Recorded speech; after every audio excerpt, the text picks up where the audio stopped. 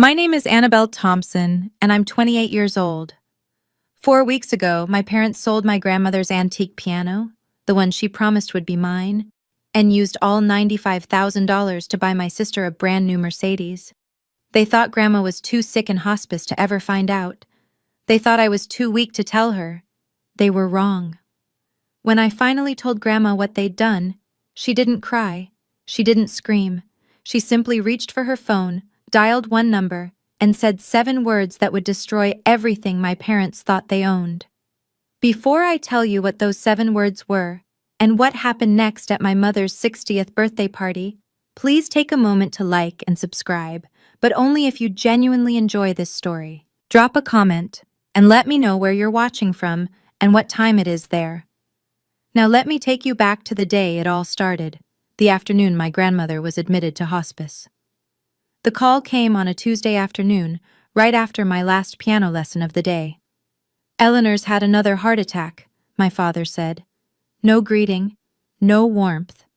"She's stable, but they're moving her to hospice. Family meeting at the hospital in an hour." I dropped everything. By the time I arrived, my parents and my sister Megan were already huddled in a corner of the waiting room, speaking in low voices. My father, Richard Thompson, stood with his arms crossed. My mother Diane clutched her designer purse like a lifeline, and Megan, 4 years younger, always the favorite, was scrolling through her phone, barely looking up. "Good, you're here," my father said. "We need to divide responsibilities. Not, how are you holding up? Not, this must be hard for you. Just logistics. Someone needs to visit Mother daily," he continued. "Diane and I have the business to run. Megan's in a critical phase with Daniel's family." Daniel Harrison. Megan's boyfriend of 8 months, son of my father's most important business partner. "So, Annabelle," my father looked at me like he was assigning a chore. "You'll handle the visits. Your schedule is flexible. Teachers don't exactly work overtime." I wanted to say that I taught music to 37 children every week, that I ran after-school programs, that my time had value too, but I didn't. "Of course," I said quietly. "I want to be with her anyway." "Perfect." My father was already turning away. "Keep us updated if anything changes." As I walked toward Grandma's room, I heard my mother's voice drift down the hallway, meant for Megan's ears alone. "At least she's useful for something." I kept walking. I didn't turn around. Not because I didn't hear, but because I'd grown so used to this kind of pain that I'd stopped expecting it to be acknowledged. Grandma Eleanor's room smelled like lavender and old books. She insisted on both. "They try to make everything smell like antiseptic," she told me on my first visit. "I refuse. If I'm going to die, I'll die surrounded by things I love." She was 76, sharp as a blade, and dying of congestive heart failure. The doctors gave her weeks, maybe a month or 2 if she was lucky. I visited every day after school. We talked about music, about her years performing across concert halls in the Northeast, about my students who couldn't yet read notes, but already felt rhythm in their bones. One evening, she reached for my hand. Her grip was weaker than I remembered, but her eyes were fierce. "Annabelle, I need you to know something." "Anything, Grandma." "The Steinway." She paused, letting the words settle. "My mother's piano, the one from 1892. I knew it well. I'd learned my first scales on those ivory keys when I was 7 years old. That piano had been the soundtrack of my childhood, the only place in the family where I felt truly seen." "It's yours," she said firmly. "I've already told Richard and Diane. Told them last month, in front of everyone. That piano belongs to you." I remembered that conversation.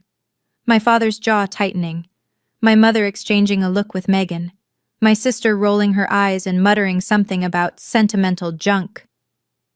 "Grandma, you don't have to." "I want to." She squeezed my hand. "You're the only one who understands what it means. Promise me you'll take care of it." "I promise." She smiled then, a knowing smile that seemed to hold secrets I couldn't yet see. "There are some things more valuable than money, child, and some people who need to learn that lesson the hard way."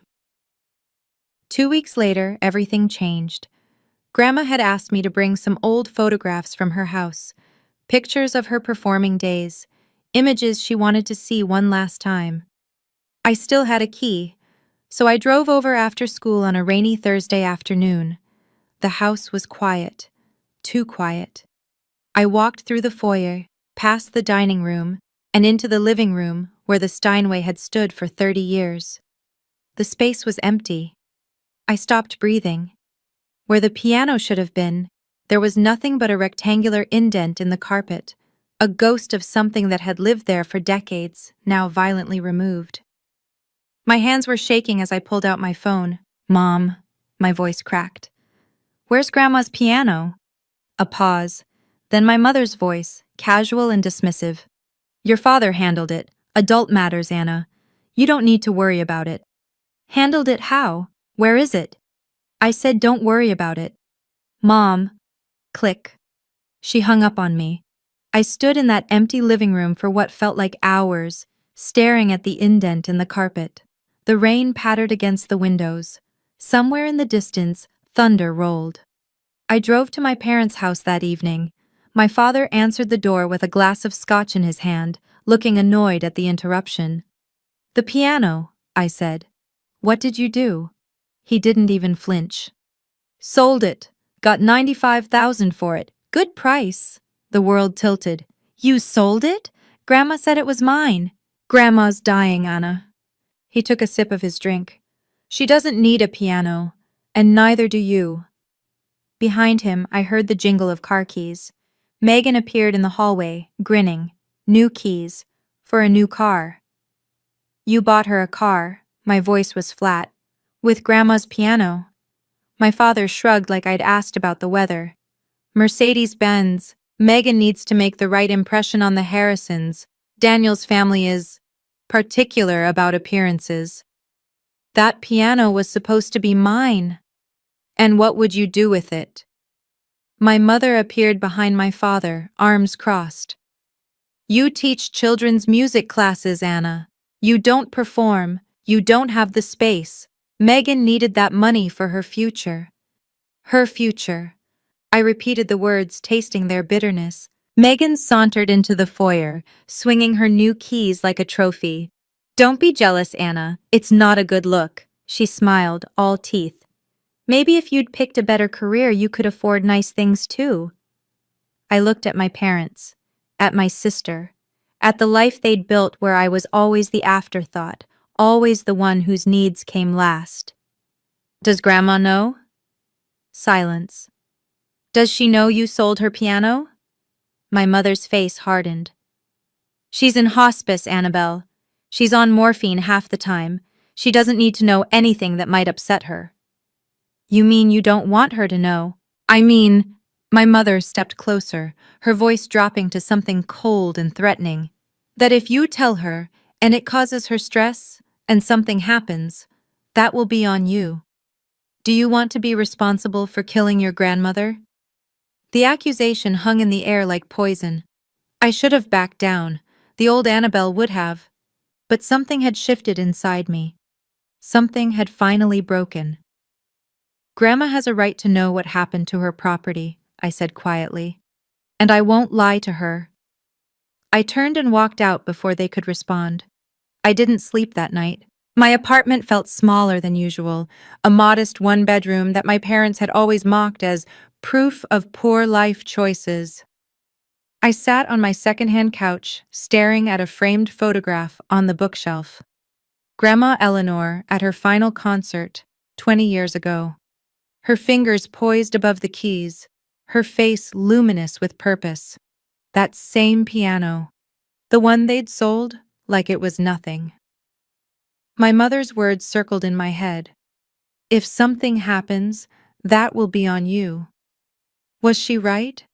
If I told Grandma, would the shock hurt her? Would I be causing more pain in her final days? But then I remembered what Grandma had always taught me. "Truth can wound," she'd said once, when I was 12 and didn't want to tell my parents I'd failed a math test. "But lies always wound deeper, they just take longer." I pulled my knees to my chest and thought about the last 28 years. Every time I'd stayed quiet to keep the peace. Every time I'd accepted less because fighting felt futile. Every time I'd made myself smaller so my family could feel bigger. And where had it gotten me? Here. Alone. Invisible. Watching them erase Grandma's wishes like her words meant nothing. If I stayed silent now, I wasn't keeping peace. I was becoming complicit. By 3 in the morning, I'd made my decision. Grandma deserved the truth. She deserved to know that her son had stolen from her, lied to her, and assumed she was too weak to matter anymore. And maybe, just maybe, I deserved to stop apologizing for existing. I set my alarm for early morning. I would go to hospice before school. I would tell her everything. Grandma was awake when I arrived, propped up against her pillows, watching the sunrise through the window. "You look like you haven't slept," she said softly. "I haven't." I pulled a chair close to her bed, took her hand. "Grandma, I have to tell you something, and it's going to hurt." Her eyes, still sharp despite everything, studied my face. "Then tell me." So I did. The empty space in her living room, the $95,000, the Mercedes-Benz gleaming in Megan's name, my father's casual dismissal, my mother's threat. I told her all of it, bracing myself for tears, for shock, for the kind of devastation that might break what was left of her fragile heart. Instead, Grandma Eleanor let out a long, slow breath. Not a gasp of pain, not a cry of betrayal, a sigh, the sigh of someone who had seen this coming. "Grandma?" I whispered. She turned to look at me, and her expression wasn't grief-stricken. It was calm, almost resigned. "I knew this might happen, sweetheart." "You knew?" "I know my son." Her voice was steady. "I've watched him become this person for 40 years. I hoped he'd change, but I also prepared for the possibility that he wouldn't." My mind raced. "Prepared how?" She didn't answer directly. Instead, she reached toward her bedside table. "Hand me my phone, would you?" I passed it to her, confused. She scrolled through her contacts with surprising dexterity, found a name, and pressed call. Then she put it on speaker. 3 rings. Then a man's voice, deep and measured. "Eleanor, how are you feeling?" "I'm dying, Harold, but I'm clear-headed. And it's time." A pause. "I understand. When?" "Sunday. Diane's birthday party. At my house. I'll prepare the documents." "Thank you, old friend." She ended the call and looked at me with a small, knowing smile. "Grandma." I stared at her. "Who is Harold?" "Harold Jennings." She set the phone down gently. "He's been my attorney for 30 years. He was your grandfather's closest friend." "You have your own attorney?" "I have many things your father doesn't know about, Annabelle." Her eyes twinkled despite the exhaustion etched into her face. "Richard assumes he understands everything about my affairs. He's always assumed that. It's his greatest weakness." I felt like I was standing at the edge of something vast, looking down into depths I couldn't see. "What's happening on Sunday? At Mom's birthday party?" "Justice." Grandma squeezed my hand. "Delayed, perhaps, but justice nonetheless. I don't understand." "You don't need to understand everything yet." She leaned back against her pillows, suddenly looking more tired. "I just need you to do one thing for me. Anything. Come to the party, dress nicely, and bring your patience." A ghost of a smile. "The kind of patience I taught you when you were learning Chopin and wanted to throw the sheet music across the room." I almost laughed despite everything. "That bad?" "Worse." Her expression softened. "But necessary. Your father and mother need to learn that actions have consequences.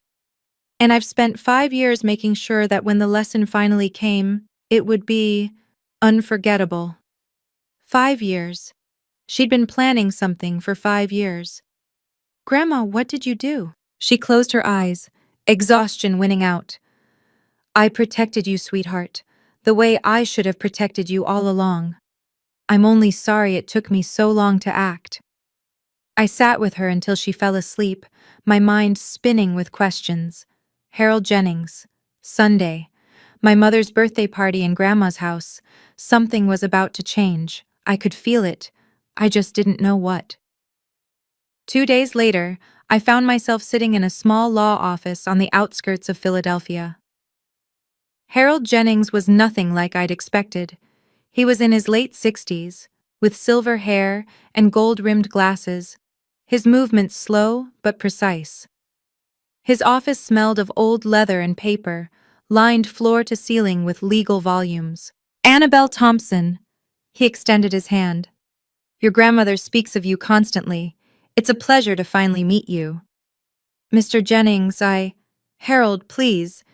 He gestured to a chair across from his desk. Sit. Your grandmother asked me to explain a few things before Sunday. I sat. My hands were trembling slightly. Your grandmother is a remarkable woman, Harold began. She's also far more astute than her children give her credit for. She's been observing and planning. Planning what exactly? He folded his hands on the desk. Tell me, Annabelle, do you know who owns the house your parents live in? They do. Grandma gave it to them when Grandpa died. Harold's expression didn't change. Is that what they told you? It's what everyone says. Everyone's wrong. He pulled a folder from his desk drawer and slid it across to me. Your grandmother allowed Richard and Diane to live in that house rent-free, but she never transferred ownership. Not legally, not ever. I stared at the document in front of me. The property deed.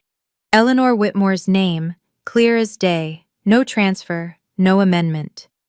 They've been living in her house for 10 years, I said slowly, thinking it was theirs. Precisely. My head was spinning. But why would Grandma let them believe? Because she was watching Annabelle. Harold leaned forward, watching to see if her son would prove her fears wrong. Unfortunately, he did exactly what she expected. That night, I returned to my apartment and began searching. Grandma had given me a box of old belongings years ago. Photographs, letters, pressed flowers from her garden. I'd never looked through it carefully. It felt too intimate, like reading someone's diary. But now I needed answers. I found it near the bottom, beneath a stack of faded concert programs. A sealed envelope, yellowed with age. My name, written in Grandma's elegant script. And beneath it, 6 words, for Annabelle, when you need to understand. My fingers trembled as I opened it. Inside was a single photograph, a copy of a legal document. The header was partially obscured, but I could see Grandma's signature at the bottom, dated 5 years ago. And in her handwriting, a note clipped to the corner. The house never left my hands, sweetheart. It was only borrowed, and some borrowers don't deserve the privilege. I read it 3 times. Then I understood. Sunday's party was being held at Grandma's house. The same house my parents treated as their own, where they'd hosted dinner parties and holiday gatherings, where they'd sold the piano that sat in the living room like it belonged to them. But it didn't belong to them. It never had. My father had built his entire sense of status on a foundation that didn't exist. I thought about all the times he'd lectured me about real assets and smart investments. All the times he'd mocked my small apartment while standing in a home he didn't actually own. The irony was almost too perfect. I tucked the letter back into its envelope and set it on my nightstand. Sunday was 3 days away. Whatever Grandma had planned, it was going to happen in the place my parents had claimed as their territory, and they had no idea what was coming. The night before the party, Grandma called. Her voice was weaker than before, and I could hear the effort each word cost her, but her mind was still razor-sharp. Annabelle, are you ready for tomorrow? I think so. I paused. Grandma, are you sure about this? It's Mom's birthday, in front of all those people. That's precisely why it needs to be tomorrow. She took a slow breath. Your father sold my piano in front of everyone. He announced it at that family dinner last month like it was his decision to make. He didn't ask me. He didn't think about you. He assumed I was too weak and you were too quiet to matter. I closed my eyes. I remember. Then you understand why the lesson needs witnesses. Her voice softened. I'm not doing this for revenge, sweetheart. Revenge is empty. I'm doing this because it's right, and because you deserve to be protected, especially after I'm gone. Tears burned behind my eyes. Grandma, I should have acted sooner. I watched how they treated you for years, and I kept hoping Richard would change. That was my mistake. Love made me blind for too long. It's not your fault. Maybe not entirely, but I can still make it right. A pause. I don't have much time left, Annabelle. The doctors say weeks, but I think it's less. I can feel it, so I need to know. Do you trust me? Always. Then come tomorrow. Wear something that makes you feel strong, and no matter what happens, remember, you are not the villain in this story. You never were. We said goodnight. I held the phone against my chest for a long time after she hung up. Tomorrow would change everything. I just had to be ready to let it. Sunday arrived with pale winter sunlight and the kind of crisp air that makes everything feel sharper. Grandma's house, my parents' borrowed house, looked almost festive. Someone had hung a happy 60th birthday banner across the porch. Cars lined the driveway and spilled onto the street. I parked at the far end and sat in my car for a moment, gathering myself. I'd chosen a navy blue dress, simple but elegant.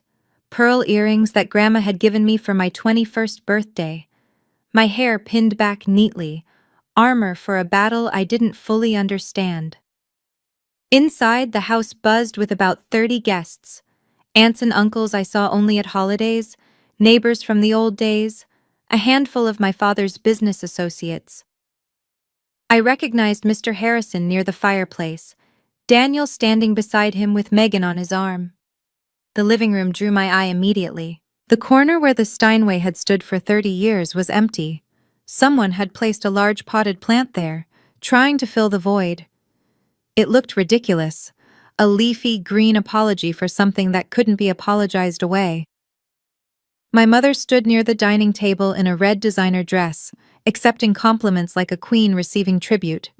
My father hovered nearby, working the room with practiced charm, and in the far corner, almost invisible among the crowd, sat Harold Jennings. His leather briefcase rested beside his chair. He caught my eye across the room and gave an almost imperceptible nod. I nodded back. My Aunt Margaret, Grandma's younger sister, appeared beside me. "Anna, sweetheart, how is Eleanor, really?" "Tired," I said honestly, "but still sharp." She always was the smart one. Aunt Margaret's eyes drifted to the empty corner. "I noticed the piano's gone. Richard said Eleanor wanted to sell it?" I opened my mouth to respond, but my father's voice cut through the crowd. "Everyone, if I could have your attention, please." My father stood in the center of the living room, crystal glass raised, commanding the space like he owned it, which I now knew he didn't. "Today we celebrate 60 wonderful years of Diane Thompson." Applause. My mother beamed. "And I also want to take a moment to share some exciting family news." My stomach dropped. "As some of you know, our daughter Megan has been seeing Daniel Harrison, son of my dear friend and partner, James." He gestured toward Daniel, who smiled politely. "And to celebrate her bright future, we have a special surprise." He led the entire party outside, where a gleaming silver Mercedes-Benz sat in the driveway, a red bow perched on its hood. "A gift," my father announced proudly, "made possible by Grandma Eleanor's generosity. She sold her antique piano to invest in her granddaughter's future." Megan squealed, threw her arms around my father, and posed for photos beside the car. I stood frozen on the porch. He was doing it again, rewriting the story, making himself the hero while erasing Grandma's wishes entirely. A woman I didn't recognize leaned toward her husband. "Wasn't that piano supposed to go to the other granddaughter? The music teacher?" Her husband shrugged. "Guess plans changed." Aunt Margaret appeared beside me, her face pale. Anna, did Eleanor really agree to this? Before I could answer, Megan spotted me and called out, her voice dripping with false sweetness. Anna, come take a picture. Don't be jealous. I'm sure Grandma will leave you something too. Maybe her collection of old sheet music? Scattered laughter from the crowd. My hands were shaking. My vision blurred with tears I refused to let fall. And then, behind me, I heard the click of a briefcase opening. Everyone began filing back inside, but Aunt Margaret blocked my father's path. Richard! Her voice was steady, but I could see her hands trembling. I need to ask you something. My father's smile didn't waver. Can it wait, Margaret? We're in the middle of... Did you ask Eleanor before you sold that piano? The question landed like a stone in still water. Conversations nearby stuttered to a halt. Mother is in hospice, my father said smoothly. She's not in a condition to make these kinds of decisions. We did what was best for... I spoke with her this morning. Aunt Margaret's voice grew stronger. She's clear-headed, Richard, completely lucid. And she told me you never asked her permission. You never even told her. More people were listening now. I saw Mr. Harrison frown, saw Daniel shift uncomfortably. My mother pushed forward, face flushed. Margaret, this is my birthday, let's not make a scene. A scene? Aunt Margaret laughed, but there was no humor in it. Diane, your husband sold Eleanor's most precious possession without her knowledge and used the money for a car. If anyone's making a scene, it's not me. The room had gone quiet. 30 pairs of eyes ping-ponged between my aunt and my parents. My father's composure cracked, just slightly. This is a family matter. It doesn't need to be discussed in public. Actually, a new voice said from behind us, I think public is exactly where it needs to be discussed. I turned.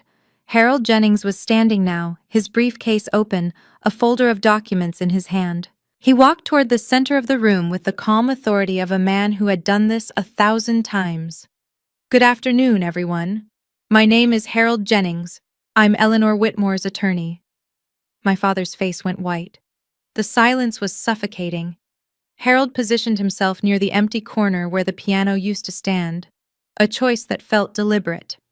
I apologize for interrupting the celebration, he said, his voice carrying easily across the room. But Eleanor Whitmore has asked me to address some urgent matters regarding her estate. Given the circumstances, she felt it was important that her family, and those close to them, hear this directly. My father found his voice first. My mother has an attorney? Since when? Since 30 years ago, Richard. Harold's tone was polite but cutting. I also represented your father. You would know this if you'd ever bothered to ask. Muffled gasps. Someone in the back whispered, Oh my God. This is outrageous. My mother stepped forward. Eleanor is dying. She's not in her right mind. Whatever papers you have. Mrs. Thompson. Harold raised a hand, silencing her. I visited Eleanor this morning. Her nurse Carol can confirm she is fully competent and lucid. She dictated specific instructions for today's meeting. He opened the folder and removed a document. Now I understand there's been some confusion about property ownership. So let me clarify. He held up the paper. This is the deed to the house we are currently standing in. I watched my father's face drain of color. Notice the name on the deed. Eleanor Whitmore, not Richard Thompson, not Diane Thompson. Harold paused, letting the words sink in. This house has never been transferred. It was never gifted. Your parents have been living here rent-free for 10 years at Eleanor's generosity. Nothing more. The room erupted in whispers. My father grabbed the edge of a chair, steadying himself. Megan stared at her father, confusion and panic warring on her face. And Harold Jennings wasn't done. That, he said quietly, is just the beginning.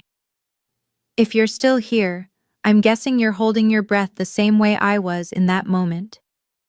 Before I tell you what Harold revealed next, I want to ask you something. Who do you think actually owns that house? My parents. Because surely Grandma must have transferred it at some point. B. Grandma, because there's been a secret all along. Me, because the biggest twist is yet to come. Drop your answer in the comments, then keep watching to find out. My father's voice cracked. This is impossible. Mother said the house was ours. She promised. She promised you could live here. Harold set the deed on the dining table where everyone could see it. She never promised ownership. There's a significant legal difference, Mr. Thompson. I watched the realization spread through the room like wildfire. Mr. Harrison took a small step back from my father. One of the neighbors exchanged a knowing glance with her husband. For 10 years, Harold continued, you've enjoyed this property without paying rent, utilities, or property taxes, all covered by Eleanor's accounts. You've treated it as your own. You've even made modifications without permission. He glanced at the modern light fixtures my mother had installed last year. Legally, you are tenants at will, and the property owner has the right to terminate that arrangement at any time. You can't be serious. My mother's voice was shrill. We've lived here for a decade. We've invested in this house. Invested without authorization. Harold's expression didn't change. Any improvements you've made without written consent belong to the property owner, Eleanor Whitmore. Megan grabbed Daniel's arm. This is insane. Dad, tell them this is some kind of joke. My father couldn't speak. He was staring at the deed like it was a death warrant. I should also mention, Harold added, almost casually, that Pennsylvania law takes property fraud quite seriously. Representing someone else's property as your own, particularly in business contexts, can have significant legal consequences. I saw Mr. Harrison's expression shift from confusion to cold calculation. He was looking at my father differently now, not as a partner, but as a liability. The empire my father had built on borrowed prestige was crumbling before our eyes, and Harold still had more documents in his folder. Now, Harold said, pulling out a second document, we come to the matter of the trust. What trust? My father's voice was barely above a whisper. 5 years ago, Eleanor Whitmore established a separate trust, independent of the will that was shared with your family. This trust was created specifically to protect her most valuable assets in the event of, he paused delicately, financial misconduct. Financial misconduct? My mother sputtered. We're her family. Family members can still commit misconduct, Mrs. Thompson, as recent events have demonstrated. Harold withdrew a thick document, its pages crisp and official-looking. Per the terms of this trust, the following assets are irrevocably assigned to a single beneficiary: the property we're standing in, Eleanor's financial accounts, and all items of sentimental value, including the 1892 Steinway piano that was recently sold without authorization. He looked up, and his gaze settled directly on me. The sole beneficiary is Annabelle Rose Thompson. The room went silent. Megan's shriek broke it. What? This is fraud, my father shouted. She was manipulated. That little... He pointed at me, face contorted with rage. Richard, Harold's voice turned to ice. I would advise you to choose your next words very carefully. Everything said here today has been witnessed by over 30 people. Aunt Margaret moved to stand beside me. Her hand found mine and squeezed. Eleanor knew exactly what she was doing, Harold continued. She spent 5 years watching, waiting, hoping her son would prove her wrong. Instead, he sold her most treasured possession to buy a car for the granddaughter who never visits her. He paused. Actions have consequences, Mr. Thompson. This is yours. My mother was crying now. Megan looked like she might be sick, and I couldn't move, couldn't breathe, couldn't believe what I was hearing. Harold let the chaos settle for a moment before continuing. Regarding the piano sale, he pulled out another document. Since the Steinway was part of the trust, and Annabelle is the designated beneficiary, the sale conducted without the trustee's consent, that's Eleanor, constitutes unauthorized disposal of trust assets. What does that mean? Megan's voice was small. It means the $95,000 must be returned to the trust within 30 days. Harold's gaze swept across my parents and sister. Failure to comply will result in civil litigation for misappropriation of trust property. Given the clear paper trail, I assure you, the outcome would not be favorable for your family." My father laughed, a hollow, desperate sound. "We don't have $95,000 sitting around. The money went to the car." "Then I suggest you find a way to liquidate that asset." Harold nodded toward the window, where the Mercedes was still visible in the driveway, red bow and all. "The dealer might accept a return, though you'll likely take a significant loss." Megan burst into tears. "My car? You're taking my car?" "I'm not taking anything, Miss Thompson. I'm simply explaining the legal consequences of your family's choices." I watched Megan look to Daniel for support, but he had already stepped away from her, his expression carefully neutral. His father was whispering something in his ear, and neither of them looked sympathetic.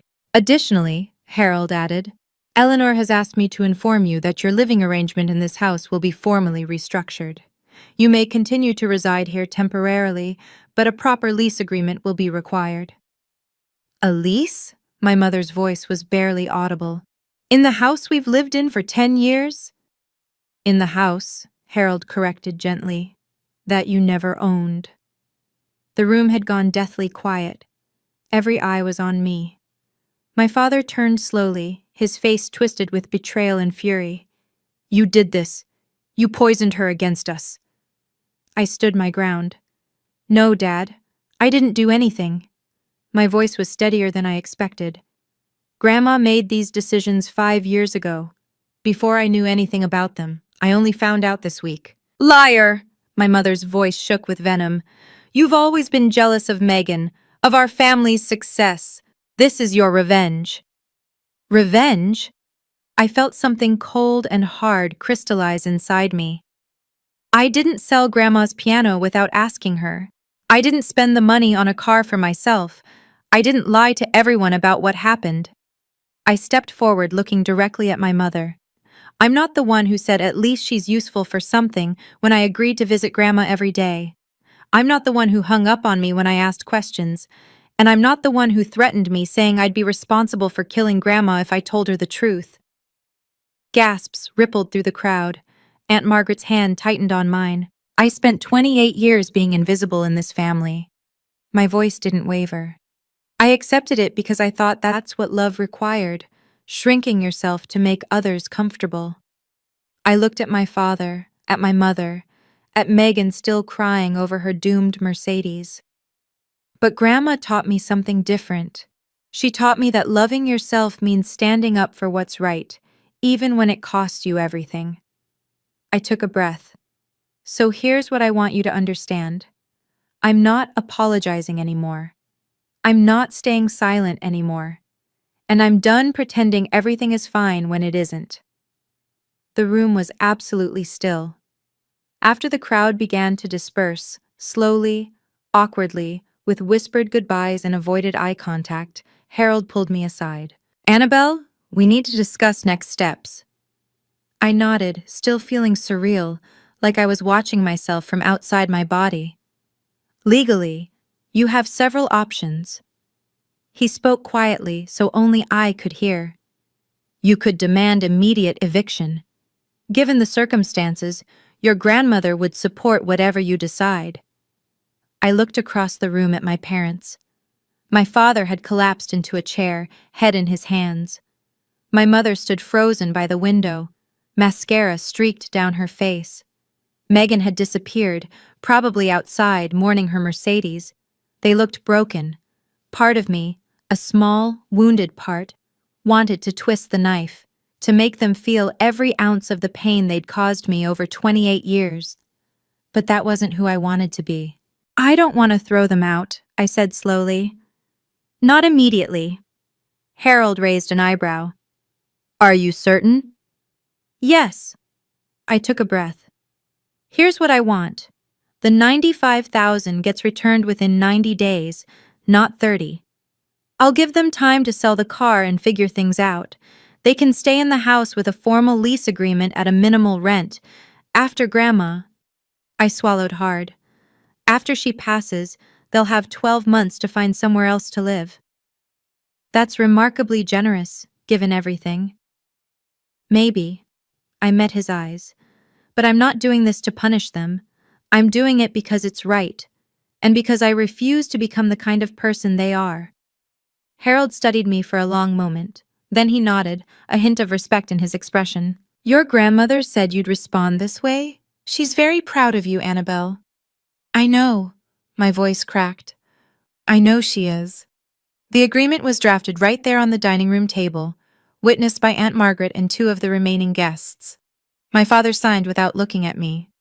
My mother's hand shook so badly she could barely hold the pen. Neither of them said a word. By the time the last signature was in place, the house had emptied. Mr. Harrison and Daniel had left without saying goodbye. I later learned Daniel had driven away while Megan was still outside crying. The birthday cake sat untouched. The banner drooped sadly over the front porch. Aunt Margaret hugged me tight before leaving. You did the right thing, sweetheart. Eleanor would be so proud. She is proud, I said softly. I talked to her this morning. As if on cue, my phone buzzed. A video call request from Grandma's hospice number. I answered, walking to the empty corner of the living room where the piano used to be. Her face appeared on screen, pale but peaceful. Nurse Carol was visible in the background, smiling. My brave girl. Grandma's voice was weak but warm. How do you feel? Terrified, I admitted. And relieved, and sad, all at once. That's how courage feels, sweetheart. It's never comfortable. I didn't throw them out. I gave them time. I know. Harold texted me. Her eyes glistened. You're a better person than they deserve, Annabelle. But that's why I chose you. I pressed my hand against the screen, wishing I could hold her hand instead. Thank you, Grandma, for everything, for protecting me. Don't thank me. She smiled, but it was tinged with sorrow. Just live well. Play music. Be happy. That's how you thank me. I will. I know you will, sweetheart. She closed her eyes. I know you will. I know a lot of you are probably thinking, so that's it? Did your parents ever change? The honest answer is complicated. Not every story has a perfect ending, but every story has a lesson. Before I tell you what happened in the months that followed, I want to hear from you. Have you ever had to set boundaries with family? How hard was it? Drop your story in the comments. I read every single one. The first week after the party was chaos. News travels fast in small social circles, and the story of what happened at Diane Thompson's 60th birthday spread like wildfire. My father's business partners suddenly became unavailable for meetings. Old friends stopped returning calls. Mr. Harrison formally withdrew from the joint venture they'd been planning. When my father demanded an explanation, the response was cold.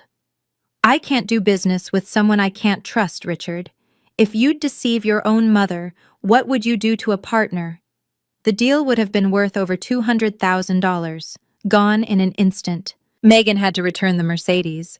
The dealership only offered her $80,000, $15,000 less than my parents had paid. She screamed at the salesman for 20 minutes before finally signing the paperwork. Daniel broke up with her 3 days later via text message. My family thinks it's best if we take some time apart, the message read. Translation: they wanted nothing to do with the Thompson family drama. My sister, who had always been the golden child, found herself suddenly ordinary. No car, no wealthy boyfriend, no special status. She had to borrow my mother's old Honda to get to job interviews. I didn't gloat. I didn't reach out. I simply went about my life, teaching piano to my students, visiting Grandma every evening. But I'd be lying if I said there wasn't some quiet satisfaction in watching the facades crumble. My father had spent years measuring success in appearances, the house, the car, the right connections. Now he was learning that none of it had ever been real. The foundation he'd built his identity on was borrowed, and borrowed things always have to be returned. 3 weeks after the birthday party, the hospice called me at 6 a.m. You should come now, the nurse said gently. She's asking for you. I drove faster than I should have, my heart pounding the entire way. Grandma's room was quiet when I arrived. The morning light filtered through the curtains, casting soft golden shadows across her bed. Her breathing was shallow, her face paper-thin, but her eyes were open, and when she saw me, she smiled. "My Annabelle." Her voice was barely a whisper. "Come sit with me." I took her hand. It felt so fragile, like holding a bird. "I have something to tell you," she said slowly. "Something I should have said years ago." "What is it, Grandma?" "I'm sorry." I blinked. "Sorry? For what?" "For not acting sooner." A tear slipped down her cheek.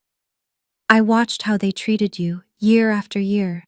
I kept hoping Richard would change, that Diane would see your value. I made excuses because I didn't want to believe my own son could be so—" She trailed off.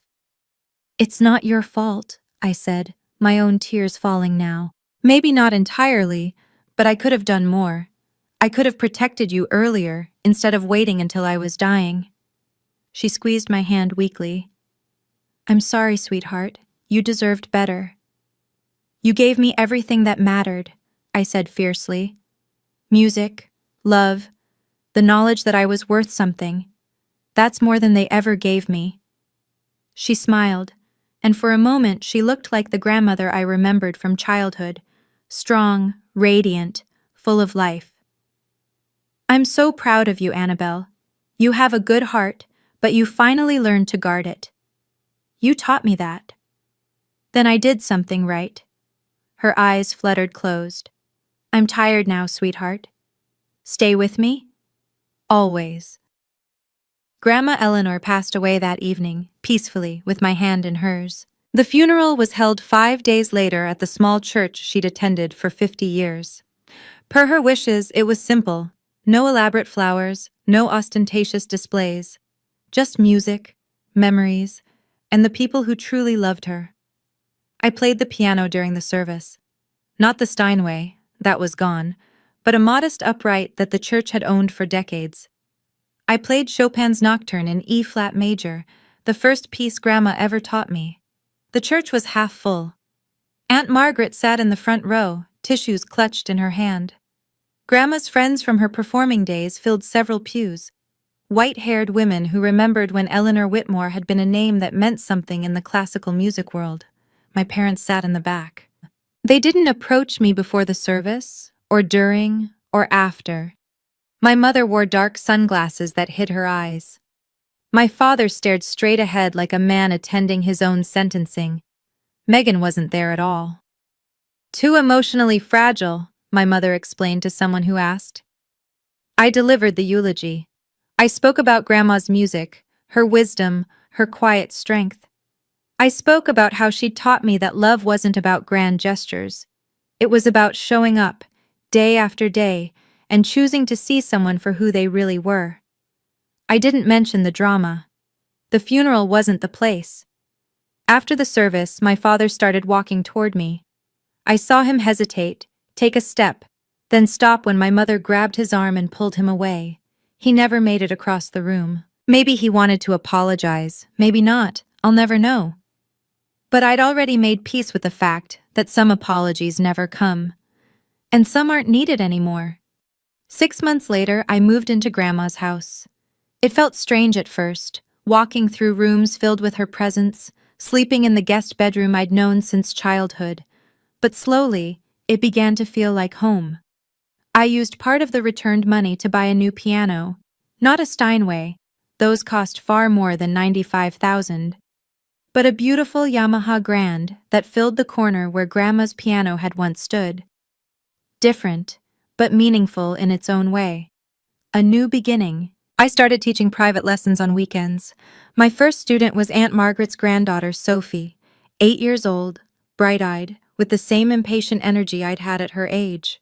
When she played her first complete scale, I cried. My parents moved out 2 months after Grandma's death. They didn't wait the full 12 months I'd offered.